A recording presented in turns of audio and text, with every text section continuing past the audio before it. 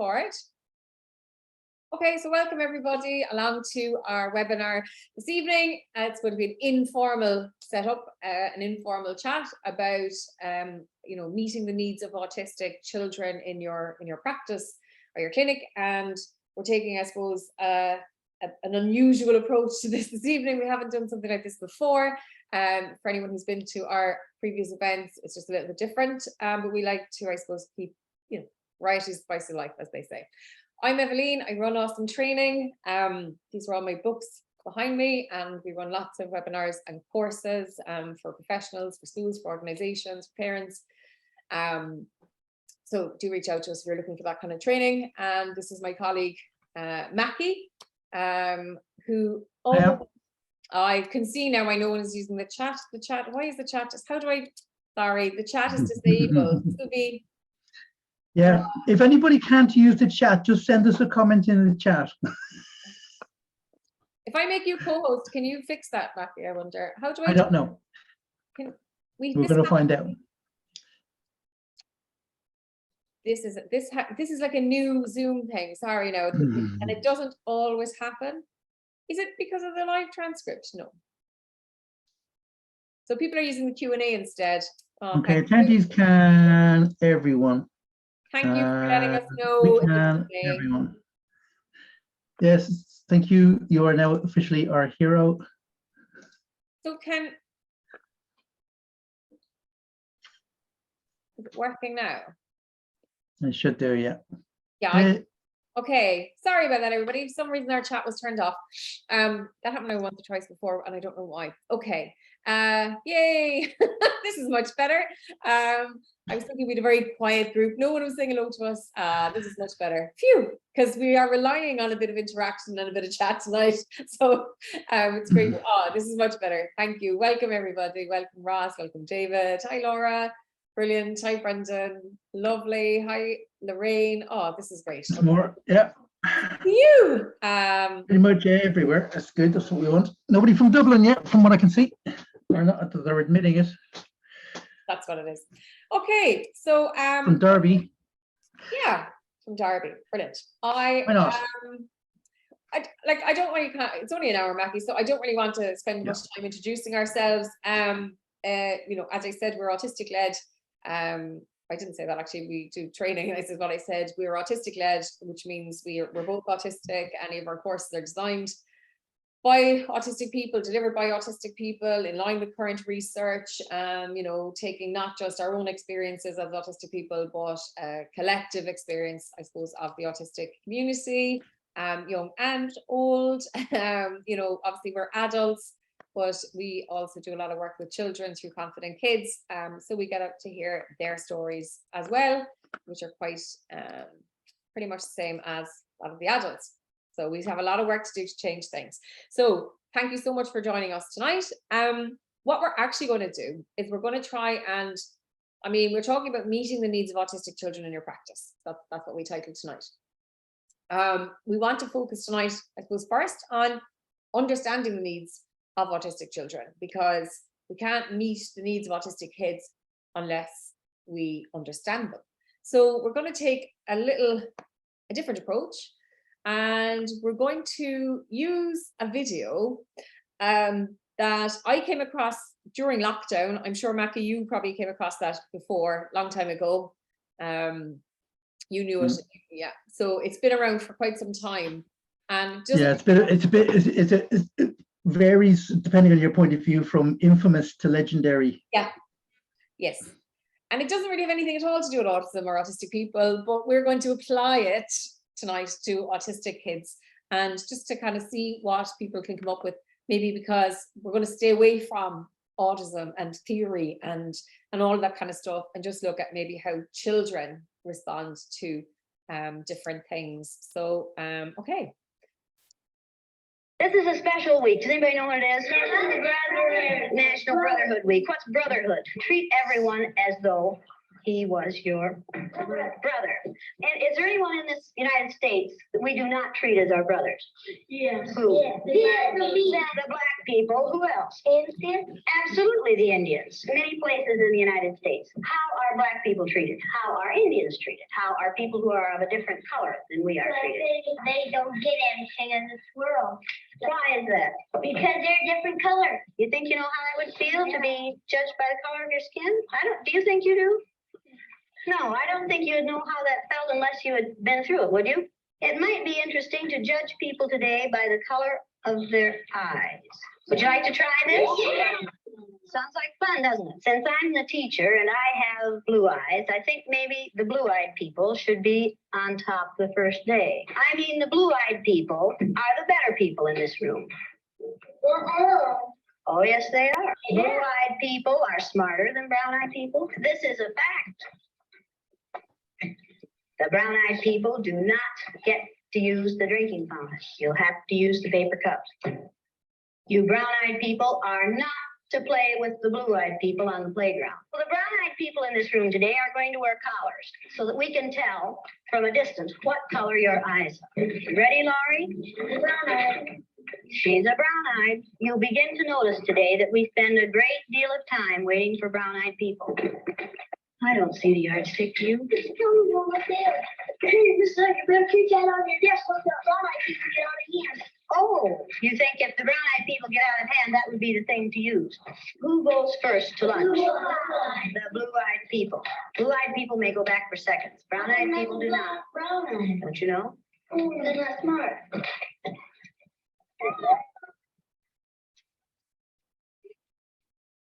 Okay, so just a little bit of a disclaimer. I suppose when I watched that first, I had a few gut reactions. I don't know if it was actually ethical to do that to children, but as Maqqi, we were talking about earlier, it was 50 years ago. It was considered ethical, I suppose, back then. And also, I suppose, you know, the issue of race isn't as simple, and also maybe white people talking about race by the white people without any black people there, or, you know, Native Americans is, but anyway, so there's all that stuff. Let's put all that stuff aside and let's use it, you know, as maybe something that we can learn from. So what we want to look at, I suppose we have two aims this evening. It's to look at the short-term kind of immediate effects on children when they other their peers. So the effects on the children who are doing the othering and the effects on the children who are othered. Okay, so in that piece that we just watched, you know, the teacher directly tells the kids, you know, blue-eyed people are more clever, you know, are more privileged, or, you know, kind of that they're better than you. It's quite direct, you know, what she's telling them. But I suppose what I'd love to know, and I'd love to have a conversation about now with you, you know, everybody here, is how do we indirectly tell children that their autistic peers are different, are not as clever as them, are other, are not equal? Maqqi, do you want to start the ball rolling, and then hopefully people will join in the chat, because I'd love to, you know, I suppose this is what we really want to make people aware. There's a lot of indirect messaging that goes to children about their peers. And I think that's one of the interesting things about it, is that even though the teacher was literally saying blue-eyed children are smarter, they're better, and you know that the brown-eyed children were not as intelligent and slower and all the other things.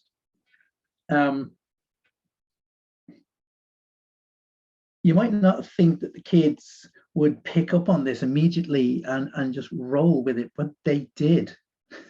That's what was always what struck me. Yes, obviously there's also ethical questions about doing this at all, but it was done. And by the way, yes, it was, all sorts of questions have been asked about it, its ethical validity, if you like, even at the time, I think. But what was really interesting for me about the whole thing was that the kids were picking up on the cues straight away. They were quite comfortable about saying, oh, there's the voice of authority. And actually taking the initiative, and they start talking about this ruler, which presumably was there for giving the kids a slap with, that like the kids were already taking the initiative of working out, well, you know, that will be for keeping the brown-eyed kids in line if they step out of line and stuff. I mean, they were already in their heads, they'd already worked out how this was going to elaborate before they'd gotten anywhere with it. You know what I mean? That was actually really, really striking about it. But the thing is, yes, the teacher is literally overtly sort of saying, okay, these other kids, they're less than us and they're not as good as us, and we're going to mark them out and so on. And it is kind of overt, but there's, I suppose, yes, with autistic kids, there is, and we had a bit of a talk about whether this is overt or not. There are so many things about autistic kids that kind of play into that and still have an impact, because as long as a kid can recognize it and see the direction things are moving, that kind of social radar, which is kind of built into people, pick up on that. We're a social species and we function as a species within that social context. We're geared up for this. We look for this stuff. And there's the cues that we follow, you know. And yeah, I mean, there's questions. I was, like I said to you earlier on about the idea of the unit, you know. This kid doesn't go to our school, they go to the unit, or they go to the special school, they have to take the other bus and stuff like that. Just little subtle things like that, which you could say, is that overt or is it not? But it's still there. It doesn't matter. The information is there. It's like that whole thing of like, you know, why do kids get socialized so quickly to kind of like, well, boys' toys and girls' toys and stuff like that? Nobody's literally going up to them and saying, these are boy toys, these are girl toys. They just kind of handed this by what they see around them and the context, and even just little adverts on TV, and they just only see boys playing with certain types of toys and stuff. They're soaking this stuff up because they're little kids and they're like sponges and they're sucking it in. And it does play into their understanding of the world, you know. They're in this business as kids to learn, you know, 24 hours a day, and everything is information in that sense, you know. But it was interesting to watch that kid just kind of go like, yeah, that's for keeping them under control, that they get out of line. Boom, that came from that kid's head. He worked this one out himself. Yeah, almost like he was predisposed to it. But this, you know, you mentioned there about things being subtle, and I think we don't often see the subtle messages that we're sending children in a classroom or in, you know, whatever. Let's just use the classroom because most children spend their time in a classroom. You were saying about star charts and things like that. Yeah, reward charts, all of that kind of stuff. Even the kid who goes to resource, you know, because the other children are kind of learning that this kid is behind or is different, because we have this idea that some children can be ahead. I mean, we're all learning different things at different levels in different ways, so you can't really measure it anyway. But that's the kind of way the school system works, that some children are smarter than others. They're literally planting those ideas that, like, if you find this thing easy, or if you you're top the class, you're able to do that. Or some children are well behaved or better behaved. We're using those words all the time, or we're using those ideas. So even where you have children put into groups and they have to, whatever, they get, collect their points during the week, and then they get a reward from the teacher at the end, it's kind of pitting kids against each other sometimes, even though it's not seen that way. It's like, oh, look, we're teaching them to cooperate. It's like, well, what about the kid who loses the point for that team? Or, maybe the teacher doesn't do negative points. Maybe the kid who never earns the point for the team. How's that child, how's their relationship with the rest of those team members? Why are we bringing in this reward system? What are we teaching children when we do those kinds of things?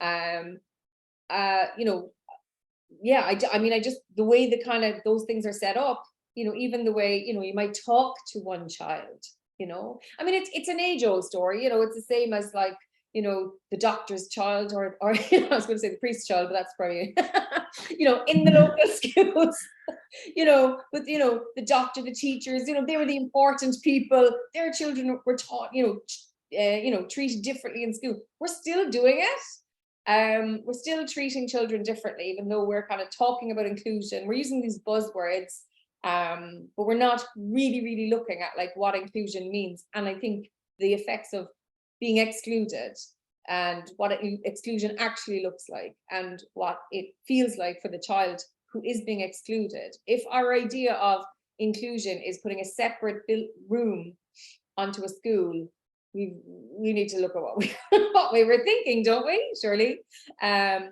So I'd love to hear people. Well, I mean, the thing is that kind of stuff is, I mean, I've heard people say, well, yeah, it's the apartheid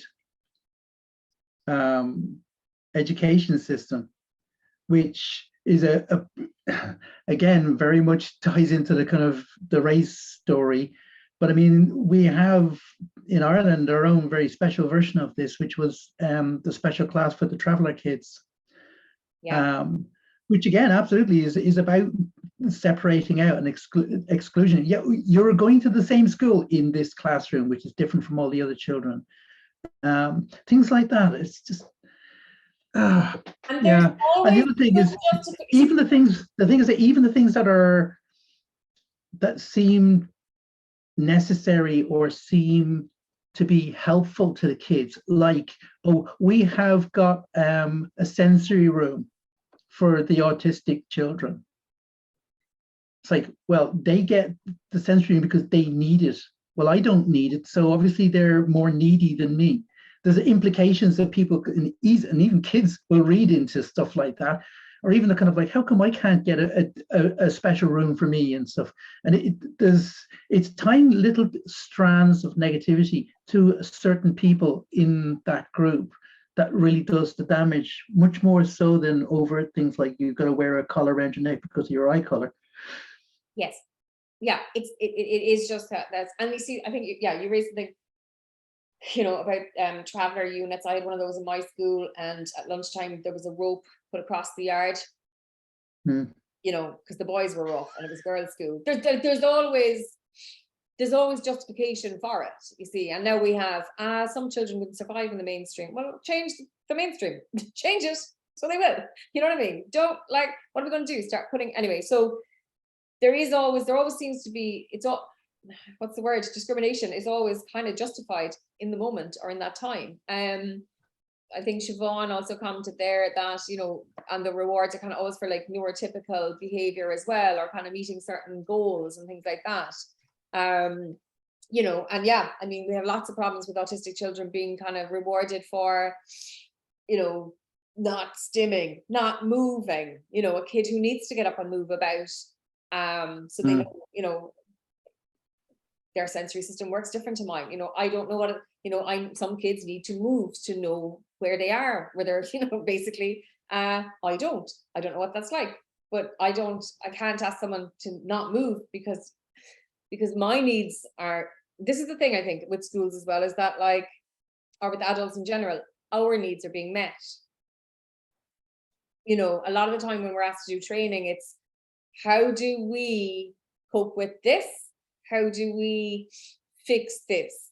It's not about, and we're the opposite then. Our training is like, well, we'd like to teach you from the autistic viewpoint what it's like for autistic kids and the autistic people you work with. Okay, so we have a question actually. Can I ask about sensory regulation? Let's say that a child in my practice sees a toy they want and gets upset because we have another task to do.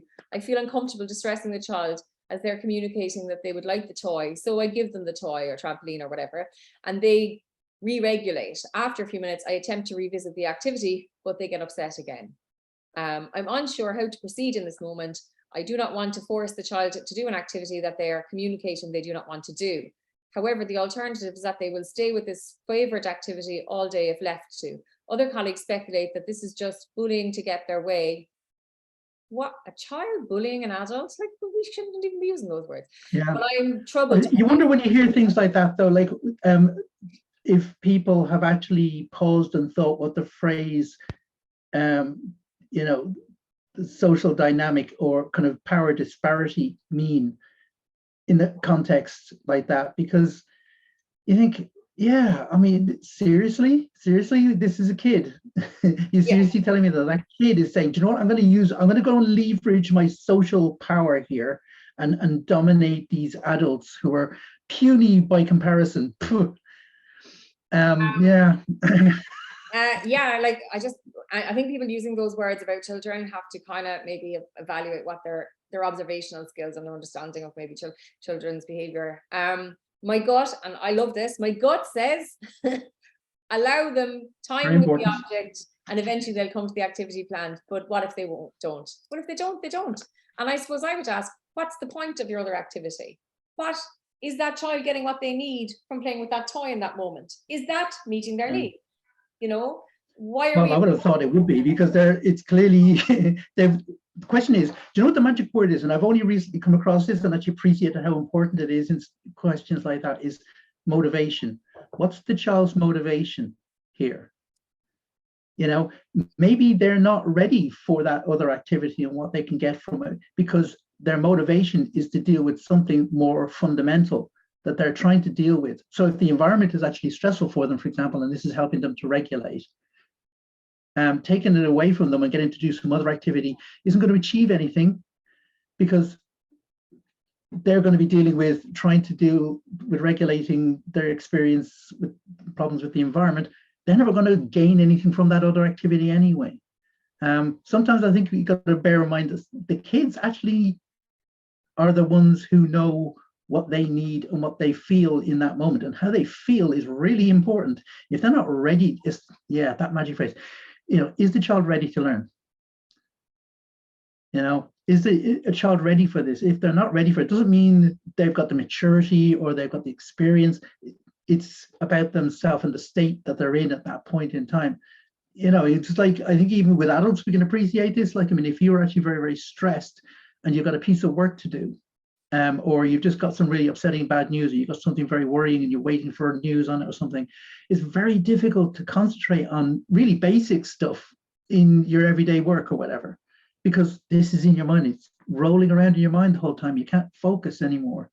You know, imagine if kids were like that too. Who would have thought? You know, imagine if, you know, Maqqi, you came to my house and you were like, I'd like a cup of tea. And I was like, here you go. You have to have this cup. You're like, but I really want to drink out of that cup, Evaleen. That cup looks nice. No, Maqqi, you have to drink out of this cup because this is the cup I prepared for you. Do you know what I mean? It's like, children need to have choice too. You know what I mean? We're up against, So thank you. Our anonymous attendee says, thank you. You confirmed my feelings on this. And I do feel empowered and reassured. Well, that's good. I just, you know what? A lot of our time we spend just saying, trust your gut, you know, because we do instinctively know what's right and wrong for other human beings. You know, we have those reactions. Unfortunately, we're kind of conditioned into overriding our very natural human responses. And of course, when we start othering, and when we start thinking children are totally different to us, and you know what I mean? And we kind of disconnect from people, and we do stop being able to kind of maybe trust ourselves. Does anyone else? So we've kind of talked about schools and, you know, how we can, you know, actually put these divides in there. Like you know, I taught, I used to teach drama before my special interest got me to this. And I used to go to schools, you know, into the unit or into the school, into the class, and then the children from the unit would be brought in for their integration. You know, that's what inclusion and integration is. So, you know, some of the kids might be running up and down, and then the other kids have to sit in a circle. And then I was like, sure, nobody's explaining to these children why they have to sit in a circle and why it's okay for, you know, Johnny and Mary to run up and down. And that's going to create, you know, some sort of othering there, that they're different because there's different rules for them, without actually any adults having a conversation with them about it, or, you know, letting them, you know, giving them space to ask questions. So it's those kind of really, really subtle things, you know, really subtle things. I'm not, you know, even, you know, kids who, you know, may need to, you know, sit on, you know, those seats, those blue rocking ones. for kids who need to rock or have balance, you know, a bit more stability. you know, it's like, well, why doesn't teacher put one of those on their chair? Or why don't we have like a few chairs in a classroom, you know, that are different? So, because if you have everything that looks the same and then one different one, it's straight away bringing attention to that person. So if anyone has any other ideas or, you know, ways that we do tend to other kids, pop them into the chat. You know, not just in schools, but in society, even in our families, you know, sometimes it happens. It's kind of, unfortunately, a very kind of insidious part of our society right now. I was just looking actually at the comment there from Louise about the rewards and listing off all the versions that exist. The thing about rewards is it's based, the question is, if you have to reward somebody for doing a piece of work or reward them for being good or good behavior, which always gets the scare quotes because it's the B word, the dreaded B word, they didn't want to do it. And again, we're back to that word of motivation. Why didn't they want to do it? Usually people don't want to do something because it's boring, because they don't understand how to do it or don't understand it, or they've done it before and they find it too hard or not challenging enough, or they're actually, something else is actually more interesting. And guess what? This is a really wild idea here, okay? Just roll with this. What if somebody is more interested in something else and they could learn from that other thing? It might be out of sequence according to some curriculum or some sort of developmental plan or something like that, or whatever it might be, or even a lesson plan if you want to bring it down to a lower level. But does it matter? Because if they don't want to do it and they're only doing it to get a reward, and by implication, if they don't get the reward, a punishment, which is what's implied by not getting a reward, making all rewards by definition a form of punishment. Did they actually learn anything other than if you comply with the rules, you can get tokens? You know, so instead of learning something they're interested in because they're interested in it and they will gain from that without any means of manipulating them, we're trying to pretend that we're teaching them something by essentially bribing them. Lesson of the day: you can bribe people to do what you want. Yeah, particularly if they. Is this what we want to teach kids? Particularly if you have power over them. Yeah, but you know, and it gets really stressful. It gets really stressful for kids who do well also, because sometimes teachers use these things to kind of, you know, motivate the kids who maybe, you know, they want them to start performing better. So then the kids who actually are just good all the time, basically, are, you know, good all the time. That doesn't mean, you know, because there's no bad and good behavior, but get overlooked. So then they get demotivated. So there's a whole load of issues with it. Well, there's the whole performance thing, like, oh, but you got 12 stars last week, but you only got 6 this week. What's wrong? You know, I thought you were better than that. I thought come on, you're the best in the class. You need to try. You're not trying. You know you can do better. You know you can do better. You know, we're talking about it's a really insidious way to kind of like create this stress for people. Yes. Oh, you should be a performer. You are a performer. You're not fulfilling your potential. Work harder. Well, you know what? Today I'm not feeling great. Yeah. So yeah, we're not going to perform to the same levels. Also, yeah, we're not on this earth to perform either.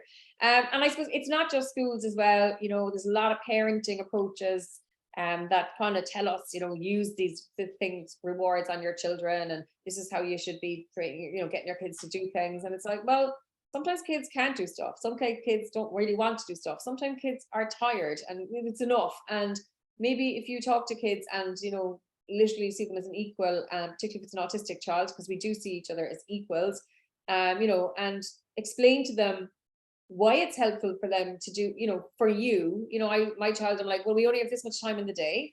So if you help me to do this, then I'm freed up to do the fun stuff with you. You know what I mean? And then it's like, oh, okay, so there's a reason why you want me to do this thing, because we all benefit from it or whatever, you know.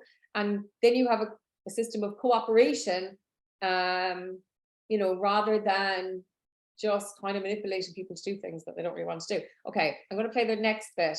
And I suppose, yeah, I mean, we've kind of gone off, well, we haven't gone off topic. We've talked about kind of rewards and what they do, but just to kind of take the point, what we're looking at is we can directly tell children that their peers are less than them, like this experiment, or we can indirectly do it by, as Maqqi said, you know, putting them in a different school, putting them in on a different bus, putting them in a different room, having a thing for them that we don't have for other children. Why don't we, if there's a room in a school, I mean, all rooms are sensory rooms, so this idea of sensory rooms, anyway, we can talk about that another day, but if there's a space in a school that a child can go to when they need it, brilliant. If every child has access to that. If it's just for autistic kids, why would just autistic kids just need this? And we've had a little, you know, conversation about this today, this whole idea of accepting that autistic children get distressed and providing, you know, coping places and coping mechanisms for them instead of like reducing the stress, you know. And what we're talking about tonight is where a lot of that stress comes from being othered, from being treated differently. You know, it's not because of your neurology that you're just going to be distressed all the time. You're going to have response to your environment. Okay, so, you know, I suppose I just want to, before I press play on this bit, maybe just have a think, you know, what effects might this othering have on autistic children? You know, whether it's, you know, the kid who feels different because they've got totally different interests to their peers, who probably would be, you know, if we mixed up peers instead of having all the same ages together, it might make more sense. Or the kid who, you know, maybe does need resource time in the week, or the kid who is, you know, needs breaks from the classroom or is taken out for breaks when the other kids aren't, or the kid who has an adult with them all of the time and when the other kids don't, you know, all those kind of well-meaning things that we do to help children, you know, is there possibly a negative effect there that we're not seeing, you know? So maybe just have a little think about that. We're going to play the next little clip from the video. It seems like when we were down on the bottom, everything bad was happening to us. The way they treated you, you felt like you didn't even want to try to do anything. It seemed like Mrs. Elliott was taking our best friends away from us. What happened at recess? Were two of you boys fighting? Russell, Connie, names, and I came in the gut. What did they call you? Brown eyes. They always call us that. Yeah, they kept calling me brown eyes.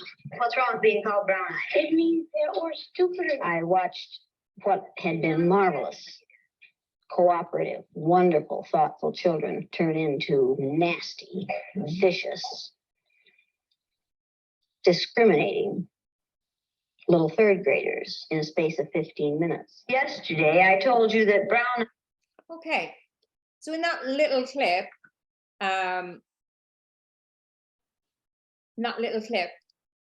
we took a few points out of that earlier today. Yeah.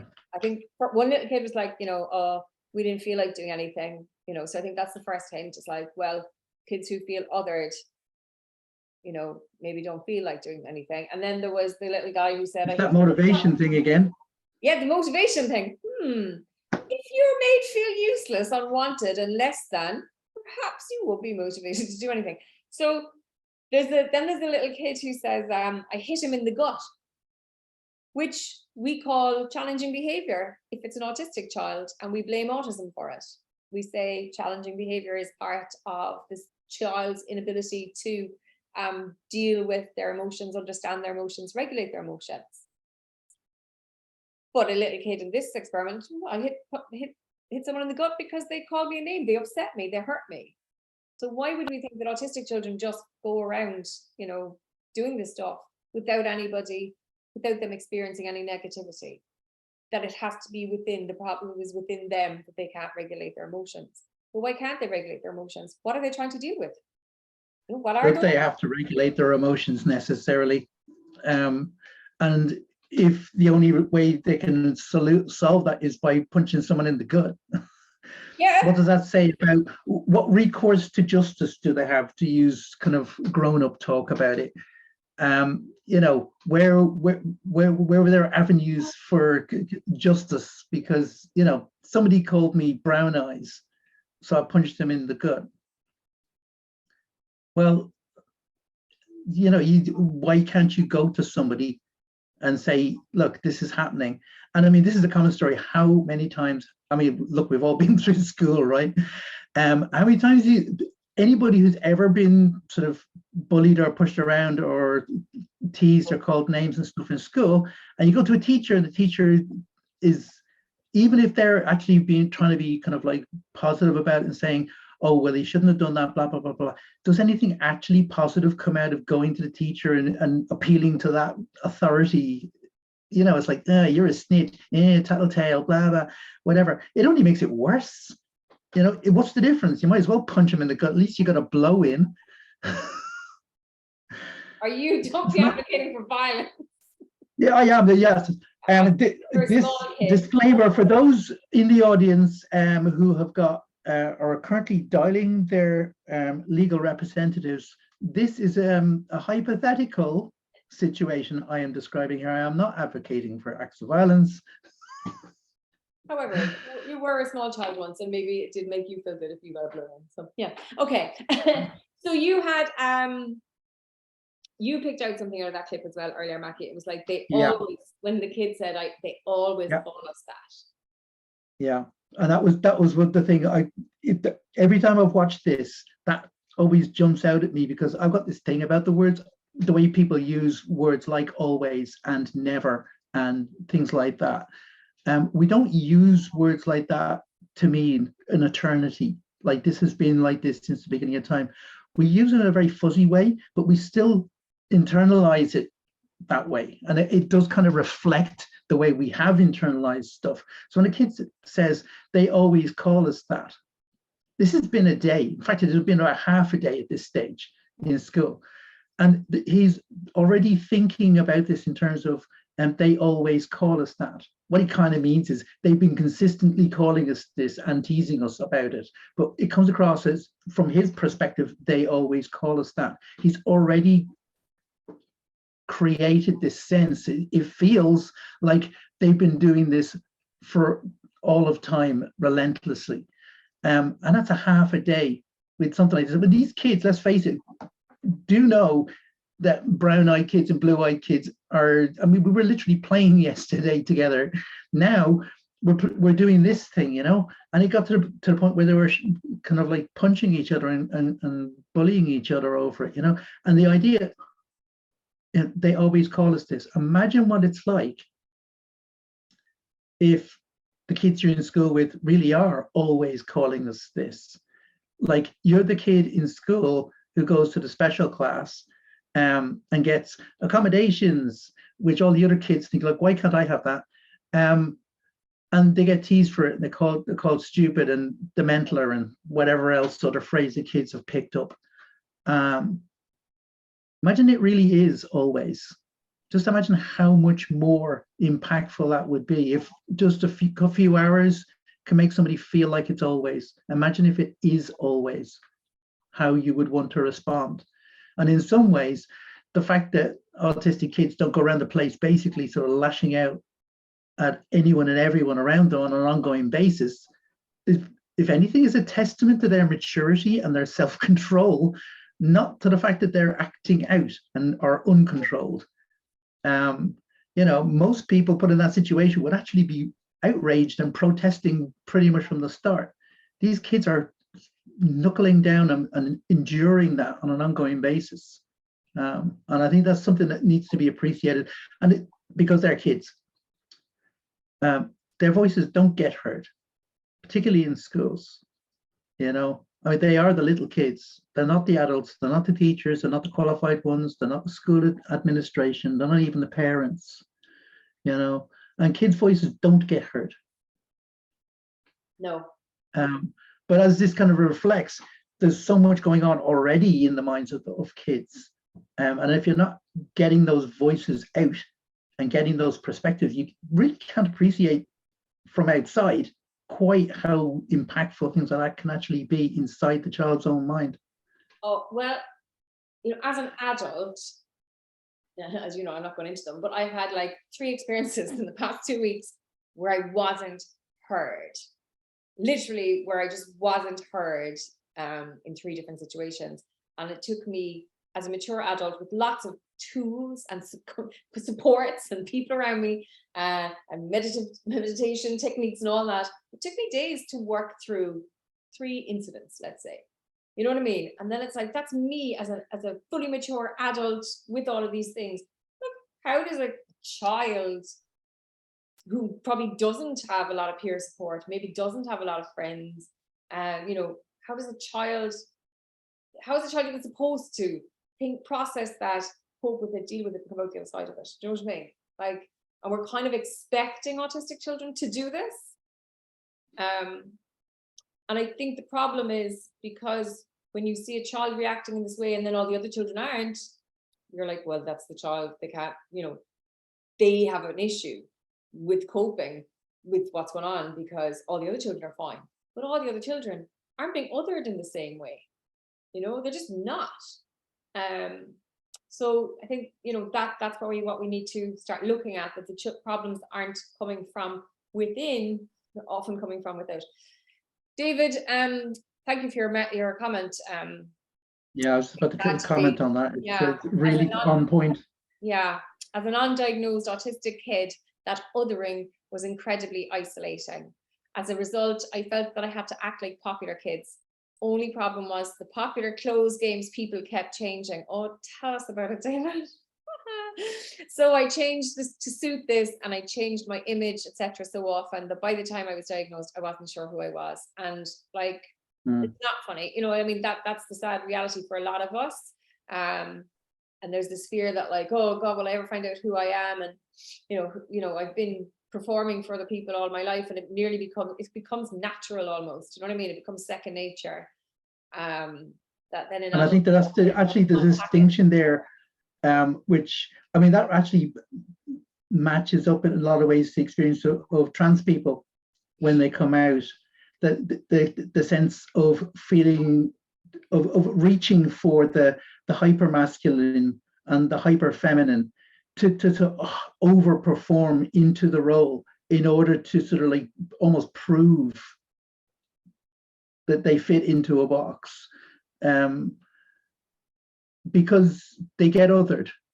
And it's the same with autistic people, that sense of kind of like overacting into those things, which can actually get kids into very dangerous situations because they're trying to prove themselves into stuff. And the distinction, I think, been thinking about this a lot recently, purely by coincidence, trying to make sense of some aspects of it. And I came to the conclusion that the difference is, just picking up what David's saying there about clothes and stuff in particular, that like other kids have the option to choose what of the latest fashions and games and toys and stuff. It's a choice, and it's an enjoyable thing in a sense to reach for those things and say, I find that appealing and it's cool, so I'm going to use that as part of expressing myself. Whereas for an autistic person, it's a very serious business. It's like, I need to analyze this and assess what the best options are and take those on and assume those pieces of a persona in order to meet something that other people are already taking for granted they're part of. You know, they're expressing what they already are, and I'm down here trying to fabricate, you know, like a kind of almost like a replica version. It's a kind of entirely different experience of it. And I think one of the misunderstandings around how masking works, as opposed to similar types of things that non-autistic people do, I think that's the distinction. It's about the sense of being compelled to do this as a task, as opposed to doing it by, to a large extent, out of choice. Yeah. There's no choice involved. It's a matter of survival as opposed to a matter of entertainment, essentially. Yeah, that's it. Yeah, I'm getting this so nobody will hurt me anymore, whereas someone else is getting it because it's cool and in, and everyone else has it. Some good points there, Maqqi. So yeah, I mean, when you're masking, when you feel less than, when you've been othered, it's going to have you know, a lot of impact on your motivation, which we've kind of covered already. And this is one of the things that struck me the first time I watched this. I was like, oh my God, this just shows like executive function. this shows how literally being oppressed for a day or being treated less than your peers actually affects your ability to, you know, to carry out And tasks. people aren't as good as blue-eyed people. That wasn't true. I lied to you yesterday. The truth is that brown-eyed people are better than blue-eyed people. Russell, where are your glasses? I forgot them. You forgot them. And what color are your eyes? Susan Ginder has brown eyes. She didn't forget her glasses. Russell Ring has blue eyes, and what about his glasses? He forgot them. Yesterday we were visiting, and Greg said, "Boy, I like to hit my little sister as hard as I can. That's fun." What does that tell you about blue-eyed people? The brown-eyed people may take off their collars, and each of you may put your collar on a blue-eyed person. The brown-eyed people get 5 extra minutes of recess. You blue-eyed people are not allowed to be on the playground equipment. You blue-eyed people are not to play with the brown-eyed people. Brown-eyed people are better than blue-eyed people. They're smarter than blue-eyed people. And if you don't believe it, look at Brian. I use Orton Gilliam phonics. We use the card pack. The brown-eyed children were in the low class the first day, and it took them 5.5 minutes to get through the card pack. The second day, it took them 2.5 minutes. The only thing that had changed was the fact that now they were superior people. So the only thing that had changed, so it took the kids longer to do the task, and the only thing that was changed was that now they were, or the day, whatever, yeah, the day they did it faster, they were the superior people. I think that's like, there's a lot in that. An awful lot. Yeah, we had a long time. I think we just kept coming up with more and more angles on that. It's Yeah, we could probably just split that bit and then talk about that for an hour. Yeah. But Easily. I suppose, yeah, you know, you were talking about, like, yeah, I mean, look, really, it's like if a kid feels not as good as other children, let's put it that way, they're going to think they're not as good as other children, you know, they're not as good as them, and they're going to kind of act accordingly. Like that's what demotivation is like. Yeah, but like you were saying, I mean, it's kind of it does raise real questions about. I mean, this is what you were saying earlier about executive function. That the whole idea of executive function, you know, is that really something to do with the way this person's brain works, or is it a case of what burdens are being placed on this person's mind? What motivations do they have? What are their incentives? Where does shame? I mean, Siobhan mentioned it earlier on there, the issue of shame, which is a topic I'm increasingly interested in, and how it works. How does shame play into the whole thing, you know? And the idea of, like, when you, if you're treated as stupid, and there's no way for you to sort of easily just demonstrate, no, I'm not stupid, I'm smart, and people will just believe you when they see it. What's the motivation? You act stupid, you try less, you are slower about doing stuff because, you know, here's where the bar has been set. You know, I remember a conversation a couple of years ago with somebody whose kid was in school, and they were saying, okay, you're in the mainstream class, and like okay, so that means they'll be doing the same stuff as the other kids.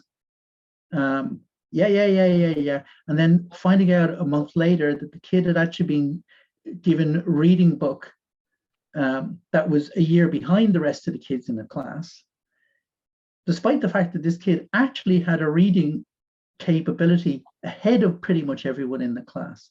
And the difference was, well, it's the autistic kid, we can't push them too hard, you know, they struggle with these things. You literally know, Mr. Educator, you literally know that my kid is the best reader in the class. Why are you actually undermining that actively, even though you said you wouldn't? And it's that reflex assumption and what it does to kids. Can you imagine being the kid knowing that they could read better than the other kids in the class and still being handed the reading book from last year? You can't win, because if you're the kid who's top of the class and you're autistic, you're the SWAT and you're mocked for being clever. And if you're I would never know what that's like, Evaleen. Are you speaking from experience, Evaleen? Yes. Yeah, but like, yeah, you know what I mean? It's like literally, you can't win. You can't win, because no matter what you do, you're different, you're other, you're doing the wrong thing. And, you know, as David said earlier, like I remember, you know, being in like that way in primary school, being top of my class, and, you know, being called a SWAT and all that kind of stuff back in the 80s. And then, you know, going to secondary school and just not bother studying, literally going, I'm just not going to do this anymore, because I was, you know, and that was my kind of masking, trying to fit in, be cool, all that kind of stuff. Then eventually, after a, you know, long route, got to college, and then it was like results were going up, and, you know, whatever, and people were checking their, not just their own results, but everyone else's results on the board. And I was like, Of course they were. what? Now it's cool to be competitive. Now it's cool to be on top of the class. People admired it. I was like, and like that, you know, like David said, it's like, who changed the rules? You know, so it's like we just never win. You know, and the shame factor is important there. You were talking about, you know, feeling stupid and all that kind of stuff. Feeling other, you know what I mean? And that kind of fear that goes along with that like, you stop trying. If you feel, you know, kind of equal to people, you'll try, because, you know, sure, look, what's to lose? What if I don't succeed? And, you know, if you try, you actually will probably get to do it. But you stop trying because you don't want to make a fool out of yourself. You don't want to be, you know, appear worse now in front of your peers. And there's that kind of, you know, the winning and losing, you know, oh, autistic kids have difficulty losing. Yeah, if you're being other, stakes are higher. treated differently, yeah, you're not just losing the game, you know, you're losing any bit of status you might have built up for yourself through all your masking. Yeah, you guys are playing Jenga. I was playing Russian roulette. I mean, come on, of course I'm upset. You see, that's it. But then, you know, the solution is, oh, look, they don't know. Again, oh, they don't know how to lose gracefully. They don't understand. Oh, we'll teach them. We get out a behavior reward chart, and we'll now teach them how to be a good loser. It's like, it is not the same thing. You know, we're not teaching kids, you know, they're not being treated the same. So it's not the same response. It's not the same situation at all. It's like literally expecting the kids in the blue brown eye to just be like, you know, I'm okay with this. You know, it wasn't. It was a horrible experience for them. I'm just conscious of time. There is a little bit more to that video, but we don't need to play it. It basically is where she talks. I guess the point's made. Yeah, it was a really good piece to actually take apart, though, and to apply it. I hope everyone here has enjoyed it, or, you know, found it useful, not enjoyable. But there is, you know, I suppose 2 questions I want to kind of finish up on. You know, the last part of the video is where the teacher talks to the kids after the experiment, and they talk about like what it was like for them, and you know, kind of talked about like what it was like then for oppressed people, for people who were racist against or whatever. And I was like, I suppose the point I took out from that was like, well, when do, say, non-autistic peers get the opportunity to hear what life is like for autistic children, you know, to actually try and, or even to actually be put into that role? Yeah. I mean, can you actually, how do you manufacture a scenario where you have a classroom which is half autistic kids and half non-autistic kids, and swap over social roles? It's just not really feasible. It was easy to do in that experiment because the kids were essentially a bunch of peers that were pretty much on a par. You really couldn't do something like that with autistic kids. No. And I don't know how you would actually go around fixing that. Well, suggestions in the comments, please. Yeah, well, I mean, I just think it's about having open conversations with children and talking about difference. And you know, like we have our program for primary schools called Include, which literally does that. It's like literally talking to children about how we're all different and the different things that we can do, you know, and how we can exclude people without meaning to, and literally just kind of having that discussion, because not having that discussion is part of the problem, you know, it really is. So Brendan is saying, surely having 6 happy kids in an ASD setting is more important than having structure in the classroom. Can I answer that? Yeah, I don't really understand it. Go on. Yes, do you understand it? I think I get where you're getting. If you have a mainstream class and you got a bunch of autistic kids in there, and we've been talking about the issues that arise, is it not better to actually have them in a separate class where they're with their peers, blah blah blah?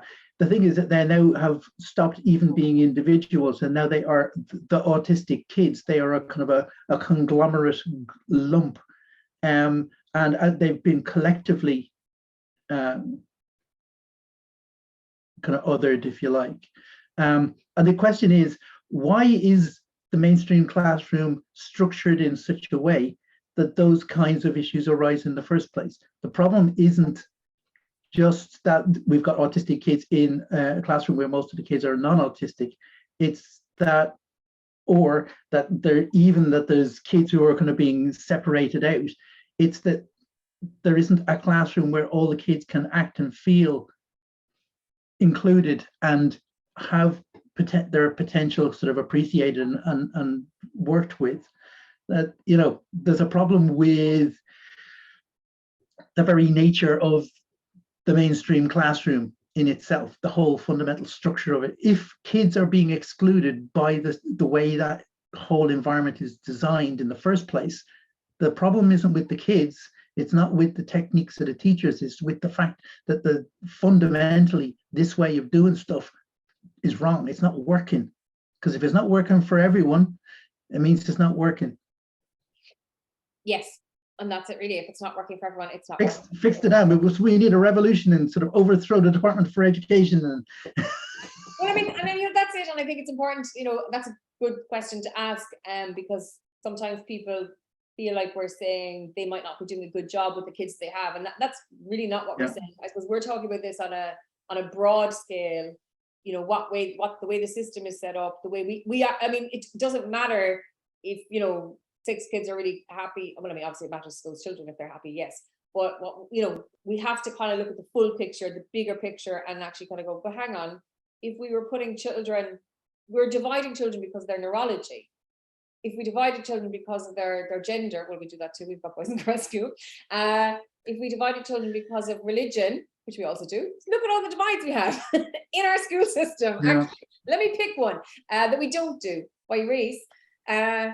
You know, that we'd see that as an issue, but because we're kind of used to excusing, oh no, those kids won't get on in this. Well, it's like, well, they won't get on in it because it's not suitable for them. You know what I mean? So the solution is to change it for them, I suppose. So I think trying to build empathy and, you know, amongst peers and obviously, you know, helps. We're here, I suppose, to talk about, you know, kind of, you know, we've got people who have got practices and want to kind of meet the needs of their clients. I'll just throw that question out there before we wrap it up. You know, what does the things we've talked about tonight, what does that mean for a child in therapy? You know, or is there any kind of takeaways from tonight for maybe children that you're working with? You know, and even that, the question earlier about the little kid who wants to play with a toy. Yeah, good, go for it. Maybe this is the only opportunity that kid gets a bit of control over their lives. You know, I mean, there's like a lot of reasons why a kid would want to do that. And if that's what you give that child in that moment, that's therapy session done then, isn't it? You know, that kid gets that opportunity. So yeah, if anybody has any kind of closing comments, that would be great. Myself and Maqqi are doing a full course, a 4-day course for practitioners working with autistic children and teens, starting on the 24th. We've so many courses coming up. 24th and the 25th of September. We'll send the link out to everybody with the recording and everything as well. Louise is saying, as a preschool teacher, I somewhat unsure how best to describe a child's difference to the other children, since at that age they generally don't have a diagnosis. So as you were saying earlier, why can they run around when we have to sit down? I think talking about differences in general, you know, it's like, well, why, you know, some kids can sit down if you need to. Well, and then maybe we need to be a bit more, you know, accommodating of children's needs in general. Like, children aren't built to sit down all day. We're not, human beings aren't, you know, children should be able to run around a bit more. So I suppose it's kind of talking about just different needs, that also not labeling stuff as bold. that's really important, because I think once we start labeling behavior as bold or bad, or rewarding behavior that is good, that starts creating, you know, so what if a kid's running around? The other children mightn't actually think anything of it unless attention is brought to it, or unless, you know, they're told you have to sit down, you know. So it's kind of like maybe just actually changing how we go about these things as well. But I just think we're all different anyway. We've got so many, you know, we're you know, very much the same as human beings as well. I think you just said something there that actually answers the question, which is we're all different anyway. And I think that's the starting point that kids can actually get a hold on. That, like, you know, some of us have got brown hair, and some of us have got blonde hair, and some of us have got black hair, and so on. Yeah. And so some of us wear boots, and some of us wear shoes.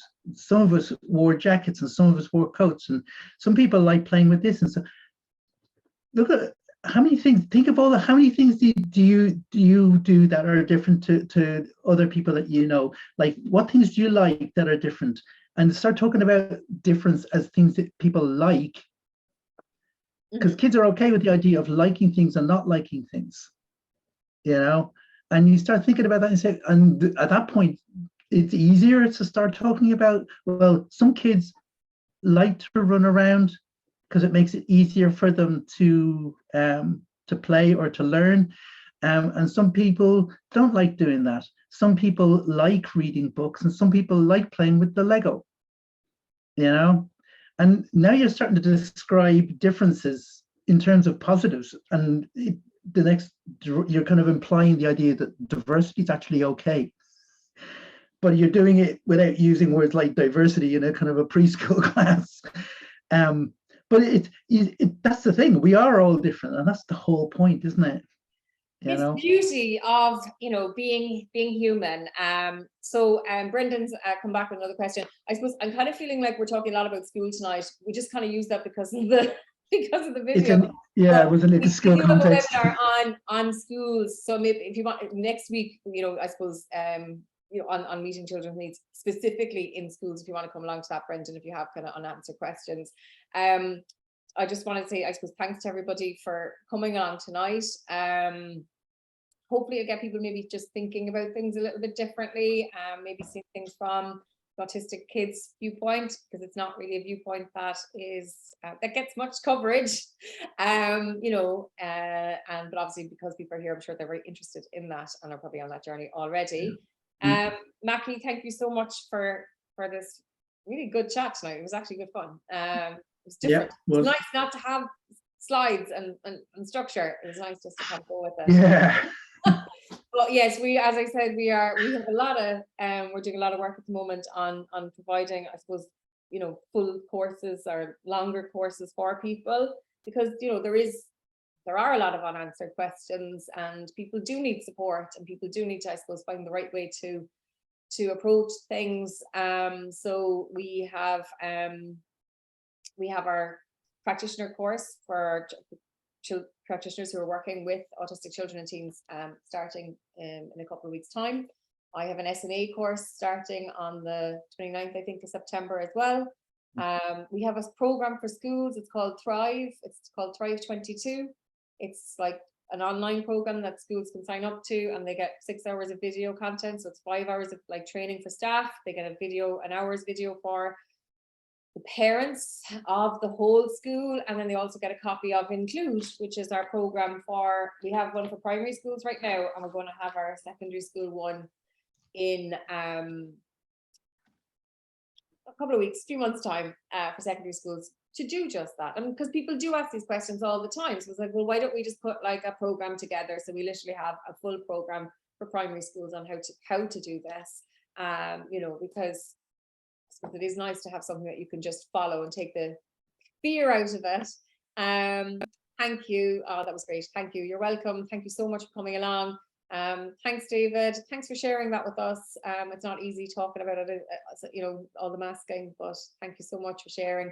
And thanks so much to everybody who joined us and joined in the discussion. It's always really good to have you know, the questions and the comments to kind of drive things along. And absolutely, we'll send out, someone's just asking there about information for the SNA course and stuff like that. I will absolutely, I'll just make a note of your email, send that out to you. Thanks, Laura. Fantastic, everybody. Thank you so much. And hopefully we'll see you again at an event really soon. Oh, thank you very much. Thanks for the lovely comments. Glad you come. Now, just when you're about to hit end, all the thank yous come. I know, I'm like, no, I want to read the comments now.